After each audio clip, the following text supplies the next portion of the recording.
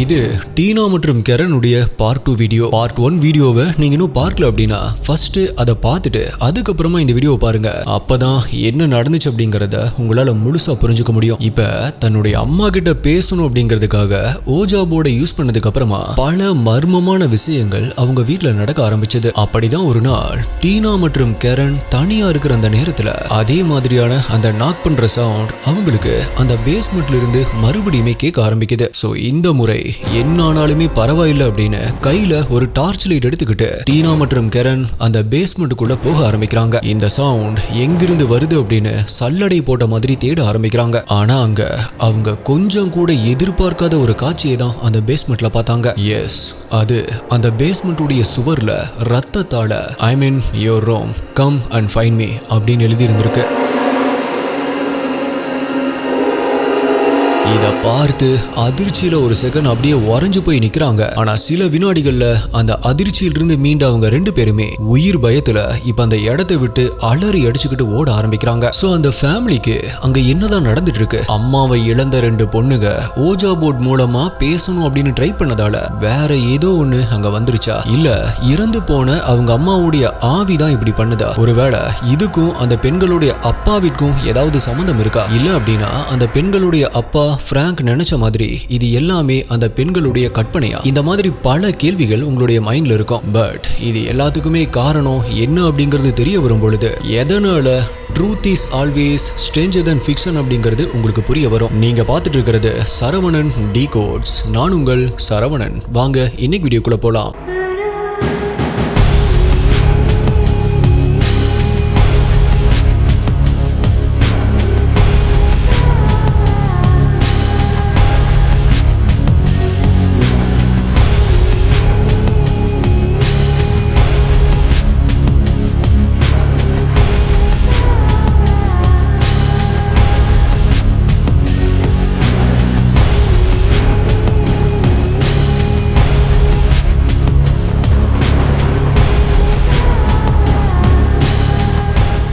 நம்ம சேனல்ல போடுற வீடியோஸ் உங்களுடைய லைஃப்ல ஏதோ ஒரு வகையில சேஃபா இருக்கிறதுக்கு ஹெல்ப் பண்ணுது அப்படின்னு நீங்க நினைச்சா இந்த வீடியோவுக்கு ஒரு லைக் கொடுத்துட்டு சேனலை சப்ஸ்கிரைப் பண்ணிட்டு இதே மாதிரி சேஃபா இருக்கணும் அப்படின்னு நீங்க அக்கறைப்படுற உங்களுடைய ஃப்ரெண்ட்ஸ் அண்ட் ஃபேமிலிக்கு ஷேர் பண்ணிருங்க. இதுதான் நீங்க எனக்கு பண்ற ஒரு ஃபேவரா இருக்கும் அண்ட் இது எனக்கு ஒரு மோட்டிவேஷனாகவும் இருக்கும். இந்த வீடியோல நான் சொல்ற யூடியூப்ல காமிக்க முடியாத crime scene images, crime scene videos எல்லாமே நம்மளுடைய அஃபீஷியல் டெலிகிராம் குரூப்ல தான் அப்டேட் பண்ணுவோம். யூடியூப்ல கரெக்டா நோட்டிபிகேஷன் கிடைக்காதவங்களுக்கும் அங்க இன்ஸ்டன்டா அப்டேட் கிடைச்சிரும். டெலிகிராம் யூஸ் பண்ணாதவங்களுக்கு வாட்ஸ்அப்ல நம்மளுடைய சேனல் இருக்கு, அங்கேயுமே உங்களுக்கு இன்ஸ்டன்ட் அப்டேட்ஸ் கிடைச்சிரும். நம்மளுடைய அஃபீஷியல் வாட்ஸ்அப் மற்றும் டெலிகிராம் சேனலுடைய லிங்க் டிஸ்கிரிப்ஷன் பின்ட் கமெண்ட்ல கொடுத்திருக்கேன், செக் பண்ணி பாருங்க.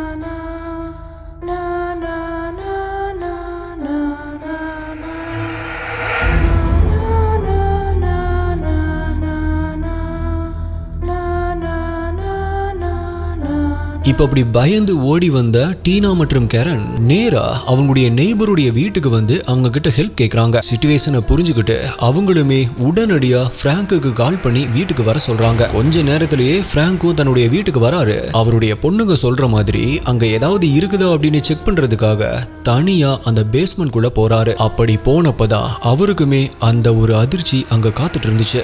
அந்த ரூம்குள்ள போன பிராங்க் அங்க சுவர்ல ரத்தத்தால எழுதியிருந்த அந்த வார்த்தைகளை பார்த்து ஒரு நிமிஷம் ஆடி போறாரு. பிராங்குக்கு அந்த வீட்டுல நடக்கிற பிரச்சனைகளை பத்தி மெல்ல மெல்லமா புரிய ஆரம்பிக்குது. அண்ட் ஆல்சோ இந்த பிரச்சனைகளுக்கெல்லாம் காரணம் அவருதான் அப்படின்னு பிராங்க் யோசிக்க ஆரம்பிக்கிறாரு.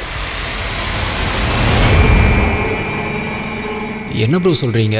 அப்ப இந்த சவுண்ட் மேக் பண்றது, இப்படி எழுதி வச்சிருக்கிறது எல்லாமே பிராங்குடைய வேலையா? இவரு தான் இது எல்லாத்தையுமே பண்ணிட்டு இருந்தாரா அப்படிங்கறதா இப்ப உங்களுடைய மைண்ட் வாய்ஸா இருந்துச்சு அப்படின்னா, நான் சொல்றது அந்த மாதிரி கிடையாது STI. டீனா மற்றும் கெரன் பிராங்க் கிட்ட சொல்றது எல்லாமே அவருடைய பாயிண்ட் ஆஃப் வியூ படி அவங்களே ஹாலுசினேட் பண்ணிக்கிற கற்பனை கதைகள் தான் இல்லையா? அப்படி பாக்குறப்ப இந்த ஹாலுசினேஷன் அவங்களுக்கு வர்றதுக்கே தான் தான் காரணம் அப்படின்னு தன்னைத்தானே பிராங்க் பிளேம் பண்ணிக்கிறாரு. அதாவது பிராங்க் மட்டும் தன்னுடைய மனைவி இறந்து போன அந்த சமயத்துல தன்னுடைய மகள்கள் கூட ப்ராப்பரா கொஞ்சம் டைம் ஸ்பெண்ட் பண்ணியிருந்தாரு அப்படின்னா இப்படி ஒரு ப்ராப்ளமே அவங்களுக்கு வந்திருக்காது அப்படின்னு யோசிக்க ஆரம்பிக்கிறாரு. ஆல்சோ தன்னுடைய அட்டென்ஷனை அவங்கள நோக்கி திருப்புறதுக்காக தான் அவருடைய பொண்ணுங்களே இந்த மாதிரி எல்லாம் சுவர்ல எழுதி வச்சிருக்காங்க அப்படின்னு அவர் திங்க் பண்ண ஆரம்பிக்கிறாரு. இவரு இப்படி யோசிக்கிறதுக்கு இன்னொரு முக்கியமான காரணமும் இருக்கு. பிகாஸ் அந்த சுவர்ல எழுதி இருந்தது சிவப்பு கலர்ல ரத்தம் மாதிரி இருந்தாலுமே அது ரத்தம் கிடையாது, அது வெறும் பெயிண்ட் தான் அப்படிங்கறத பிராங்க் பார்த்த உடனே கண்டுபிடிக்கிறாரு. ஸோ இது எல்லாத்தையுமே வச்சுதான் பிராங்க் இந்த மாதிரியான ஒரு முடிவுக்கு வராரு. அதனாலதான் தான் பண்ண தவற தானே சரி பண்ற விதமா தன்னுடைய 2 பொண்ணுகளையும் ஒரு கவுன்சிலிங் சென்டர்ல சேர்த்து விடுறாரு. அங்க அவங்களுக்கு பெஸ்ட் சைக்காட்ரிஸ்ட் மூலமா முறையான ட்ரீட்மெண்ட் வழங்கப்படுது. அந்த ட்ரீட்மெண்ட்டுக்கு பலன் தர விதமா இப்ப அந்த 2 பொண்ணுகளும் தங்களுக்குள்ள இருந்த அந்த பயத்தை மறந்து பழைய நிலைமைக்கு திரும்ப ஆரம்பிக்கிறாங்க. பிராங்குமே இப்ப தன்னுடைய பொண்ணுங்க கூட ரொம்ப நேரம் டைம் ஸ்பெண்ட் பண்ண ஆரம்பிக்கிறாரு. கிட்டத்தட்ட ஒரு 3 வார ட்ரீட்மெண்ட்டுக்கு அப்புறமா அவங்க எல்லாருமே ரொம்பவே சந்தோஷமா அவங்களுடைய வீட்டுக்கு திரும்புறாங்க. அதே போல இப்ப அந்த பொண்ணுகளுக்கும் ஆரம்பத்துல கேட்ட மாதிரி எந்த ஒரு சவுண்டுமே கேட்கல. சோ அவங்க அப்பா சொன்ன மாதிரியே அங்க நடந்த எல்லாமே தங்களுடைய ஹாலுசினேஷன் மட்டும்தான் அப்படின்னு டீனா மற்றும் கெரன் புரிஞ்சுக்க ஆரம்பிக்கிறாங்க. ஆனா அந்த ஒரு விஷயத்தை மட்டும் அவங்க ஏத்துக்க தயாரா இல்ல. எஸ், சவுண்ட்ஸ் வேணா ஹாலுசினேஷனா இருக்கலாம், பட் அந்த பேஸ்மெண்ட் சுவர்ல அந்த வார்னிங் நோட்டை எழுதுனது யாரு அப்படிங்கிற அந்த ஒரு கேள்விதான் ஒரு மிகப்பெரிய குழப்பமா அப்பவும் நீடிக்க ஆரம்பிக்குது. பட் ரொம்ப நாள் இழுத்தடிக்காம அந்த ஒரு கேள்விக்கு அவங்க பதில் தெரிஞ்சுக்க போற அந்த ஒரு குறிப்பிட்ட நாளும் வருது. அது டிசம்பர் 8 வருடம் 1986. பிராங்க் தன்னுடைய மகள்களை கூட்டிட்டு அதே ஊர்ல நடக்கிற ஒரு கார்னிவல் எக்ஸ்போக்கு போறாரு. அங்க இருக்கிற ஃபன் ரைட்ஸ் எல்லாத்துக்குமே அவங்கள கூட்டிட்டு போன பிராங்க் அவங்க கேட்கறது எல்லாமே வாங்கி கொடுத்து தன்னுடைய 2 பொண்ணுகளையும் ரொம்பவே சந்தோஷமா பாத்துக்கிறாரு. அப்படி அந்த நாளை ரொம்பவே ஜாலியா ஸ்பெண்ட் பண்ணதுக்கு அப்புறமா லேட் நைட்ல தான் திரும்ப அவங்க எல்லாருமே வீட்டுக்கு வராங்க. ஆனா அங்கதான் அவங்க 3 பேருமே எதிர்பார்க்காத ஒரு மிகப்பெரிய அதிர்ச்சி ஒண்ணு அவங்களுக்கு காத்துட்டு இருந்துச்சு. இவ்வளவு நாளா அந்த பொண்ணுங்க சொல்லிட்டு இருந்த மாதிரியே அந்த வீட்டில் இருக்கிற பொருட்கள் எல்லாமே நகர்ந்து வேற வேற இடத்துல இருக்கிறதையும் அண்ட் சில பொருட்கள் களைந்து போடப்பட்ட நிலைமையில் இருக்கிறதையும் தான் அவங்க 3 பேருமே இப்ப பாக்குறாங்க. சோ இத பார்த்ததுமே இப்ப டீனா மற்றும் கெரன் எங்க அந்த பேட் ஸ்பிரிட் திரும்பவும் அவங்களுடைய வீட்டுக்கு வந்துருச்சோ அப்படின்னு நினைச்சு ரொம்பவே பயப்பட ஆரம்பிக்கிறாங்க. ஆனா பிராங்க் எப்பயும் போல இந்த முறையும் ரொம்பவே தெளிவா யோசிச்சு இத அந்த வீட்டுக்கு திருட வந்த யாரோ தான் செஞ்சிருக்கணும் அப்படின்னு அவங்க கிட்ட சொல்ல ஆரம்பிக்கிறாரு.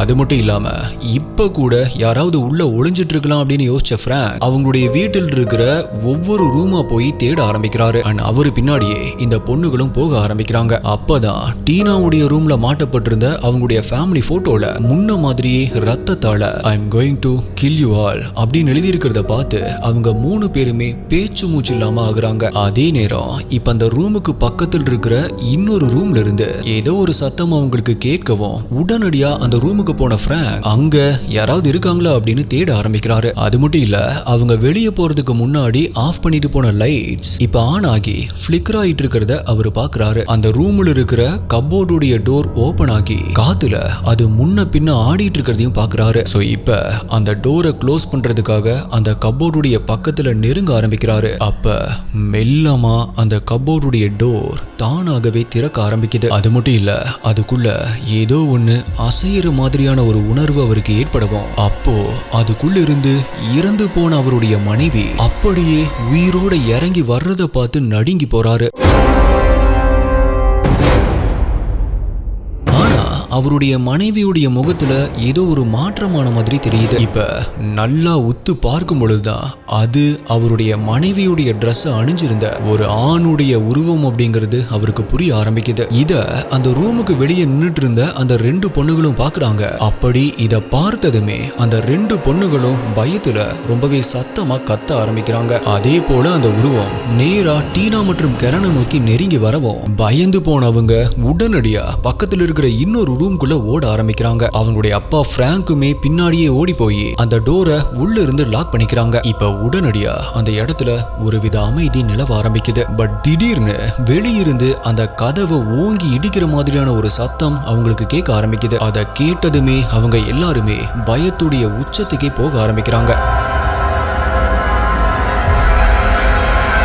இதுல என்ன பண்றது அப்படின்னு தெரியாத டீனா தனக்கு என்ன ஆனாலுமே பரவாயில்ல அப்படின்னு அந்த ரூம்ல இருக்கிற விண்டோ வழியா வெளியே கீழே குதிக்கிறாங்க. இதுல டீனாவிற்கு அடிபட ஆரம்பிக்குது. முகம் எல்லாமே ரத்தம் வடிய உயிரை கையில புடிச்சுக்கிட்டு அவங்களுடைய நெய்பருடைய வீட்டுக்கு ஓட ஆரம்பிக்கிறாங்க. டீனாவை பார்த்த உடனே நிலைமைய புரிஞ்சுக்கிட்ட அந்த நெய்பர் உடனடியா இந்த விஷயத்தை போலீஸ்க்கு கால் பண்ணி இன்ஃபார்ம் பண்றாங்க. அதுல இருந்து கொஞ்ச நேரத்திலேயே அங்க வந்த போலீஸ் ஆபீசர்ஸ் உடனடியா அவங்களுடைய வீட்டுக்குள்ள போய் அங்கிருந்த பிராங்க் மற்றும் கெரனை ரெஸ்கியூ பண்றாங்க. இப்ப டீனாக்கு அங்க ட்ரீட்மெண்ட் நடந்துட்டு இருந்த அந்த நேரத்துல என்ன நடந்துச்சு அப்படின்னு போலீஸ் ஆபீசர்ஸ் விசாரிக்க ஆரம்பிக்கிறாங்க. அப்பதான் பிராங்க் தான் பார்த்த அந்த உருவத்தை பத்தி சொல்ல ஆரம்பிக்கிறாரு. அதே நேரத்துல டீனா மற்றும் கெரனை விசாரிக்கிறப்ப ஆரம்பத்திலிருந்து நடந்த எல்லா விஷயங்களையுமே சொல்ல ஆரம்பிக்கிறாங்க. சோ இப்ப இந்த ஸ்டேட்மெண்ட்டை கேட்கறதுக்கே போலீஸ்க்கு கொஞ்சம் வியர்டா இருந்தாலும் இத கேட்ட உடனே அந்த வீடு முழுவதுமா போய் சர்ச் பண்ண ஆரம்பிக்கிறாங்க. கடைசியா அந்த பேஸ்மெண்ட் ரூமை சர்ச் பண்றதுக்காக அதுக்குள்ள போக ஆரம்பிக்கிறாங்க.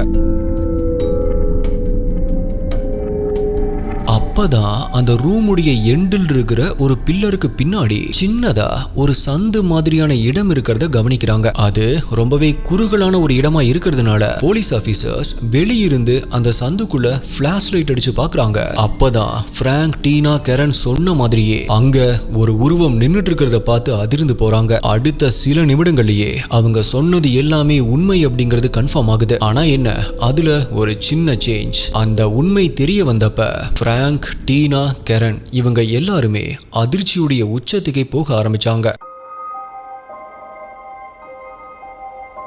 அமெரிக்காவில் இருக்கிற டவுன்சன் சிட்டில மே 15, 1970 அன்னைக்கு பிறக்கிறான் டேனியல் லெப்லான். நம்ம சேனல்ல பாக்குற 90% ஆஃப் த கேசஸ்ல இருக்கிற மாதிரி தான் இந்த கேஸ்லயுமே டேனியலுடைய சைல்ட்ஹுட் அவனுக்கு சரிவர அமையல. சின்ன வயசுல இருந்தே அவனுடைய அப்பா அம்மா சண்டை போறதே பார்த்து வளர்ந்த டேனியல் அவனுடைய ஸ்கூல் ஃப்ரெண்ட்ஸ் கூடவுமே சரியா பேசி பழகாம ஒரு தனிமையை விரும்புற பையனாதான் வளர ஆரம்பிக்கிறான். டேனியலுடைய இந்த ஒரு குணத்தினாலேயே அவன் கூட படிக்கிற பசங்க எல்லாருமே சேர்ந்து டேனியலை அடிக்கிறது, அவனை ரொம்பவே அளவுக்கு அதிகமா புள்ளி பண்றது மாதிரியான செயல்களில் ஈடுபட ஆரம்பிக்கிறாங்க. சோ இந்த கஷ்டத்தை பத்தி தன்னுடைய அப்பா அம்மா கிட்ட சொல்லி எப்படியாவது இதை சால்வ் பண்ணிடலாம் அப்படின்னு நம்பி அவன் வீட்டுக்கு வர்ற அந்த நேரத்துல அங்க அவனுக்காகவே புதுசா ஒரு ப்ராப்ளம் காத்துட்டு இருந்துச்சு. அதுதான் அவனுடைய பேரண்ட்ஸ் டிவோர்ஸ் பண்ணிக்கலாம் அப்படிங்கிற ஒரு முடிவு எடுக்கிறாங்க. சோ இதனால அவன் அம்மா கூட கொஞ்ச நாள், அப்பா கூட கொஞ்ச நாள் அப்படின்னு ஒரு நிரந்தரம் இல்லாத வாழ்க்கையை வாழ ஆரம்பிக்கிறான். அப்படி அவன் தன்னுடைய அப்பா கூட தங்கி இருந்த அந்த டைம்ல தான் டேனியலுடைய அப்பாவே